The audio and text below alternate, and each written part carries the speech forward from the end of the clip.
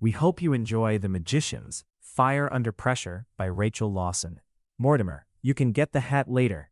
You have work to do here, said Dante, a Grim Reaper, to his master, Mortimer the Emperor and King of the Grim Reapers. Dante, I am late for my appointment.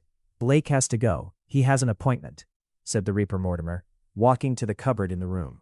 He opened the door in the cupboard, and a corpse of a man in a tuxedo lay in it. How does he stay fresh? Asked Dante. Mortimer bent down, touched the man, and disappeared, and the dead man stirred and said, He's under an enchantment to keep him fresh, so I can bring him back. The man stood up and walked outside the cupboard. It won't kill you to be late, said Dante to the man. I am late, said the man, who then teleported away to an alley in the city near the place he was going. He smelt something with his reaper's nose, which was more acute than a dog's.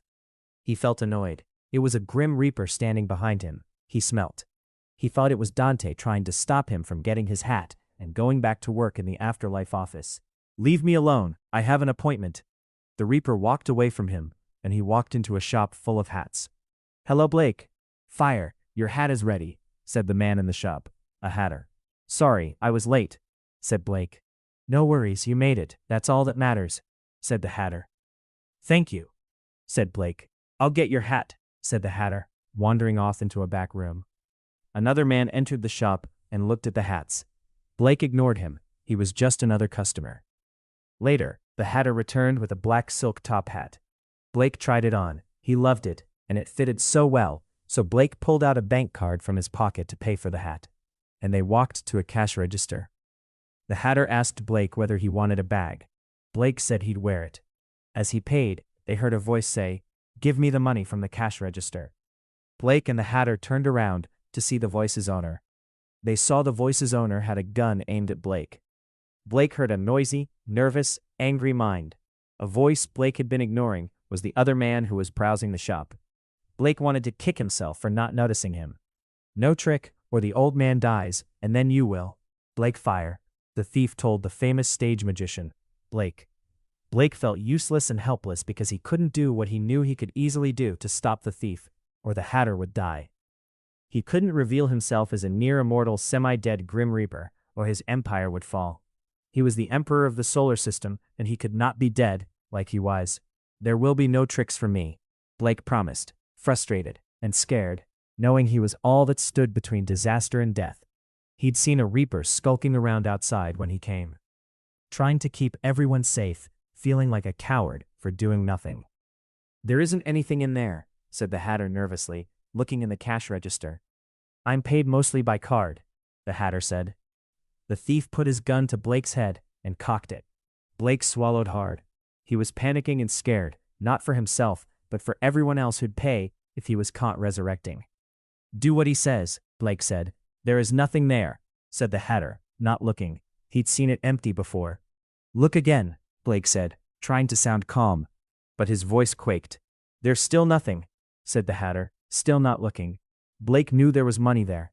He teleported money there from his savings at his home. Look again, Blake insisted. It won't change, said the hatter. Blake knew the thief would not leave without the money he had in his head. Blake was getting frustrated. He had forgotten the gun on him and walked to the cash register, pushing the hatter aside. The thief shot the gun, grazing Blake's forehead. A policeman nearby ran to the shop. Blake put his hand in the cash register and pulled out money. The thief glared at the hatter, who swore it was empty before. Put down the gun, shouted the policeman at the door. The thief shot at him, and the policeman was outside. Let them go, you won't get away, I called it in, the policeman shouted. Blake wanted to kick himself for forgetting the gun. The policeman, scared and annoyed, read the thief. Blake could read his mind. The thief took Blake and the hatter hostage, and more police came. Who's in there? Said the local sergeant who was in charge of the scene. Blake fire, the stage magician and the shop owner and the gunman who has them, said the first officer on the scene. Blake fire? You said Blake fire? The sergeant said, hardly believing his ears. Yes, is he one of your people? Said the puzzled constable. The sergeant was a superhero too. He's my nephew, Blue Midnight, said the sergeant known as the Red Fox. Dr. Alexander, the coroner? Asked the constable. Yes, said the fox. Good to know we have someone on the inside. Back in the Hatter's shop, Blake stood, thinking about what he could do and the reactions it would provoke. When chance or luck caused a strange happenstance, a hatbox fell, distracting the gunman from his vigil. Blake swiftly knocked the gun from the thief's hand. The angry thief pulled out a knife, and Blake dropped to the ground, fighting over the gun. It ended in one shot dead, and the other was stabbed with the knife. The police rushed in to find out what happened.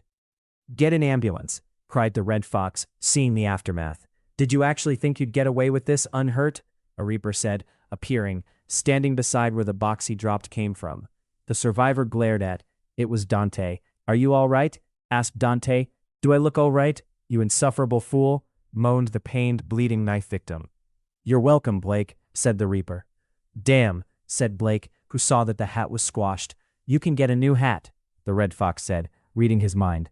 Blake lay there, heart hammering, terrified not of the blood, but of how close he'd come to revealing everything. Blake was taken to the local hospital, healed, and got better, and got a new hat for his magic act.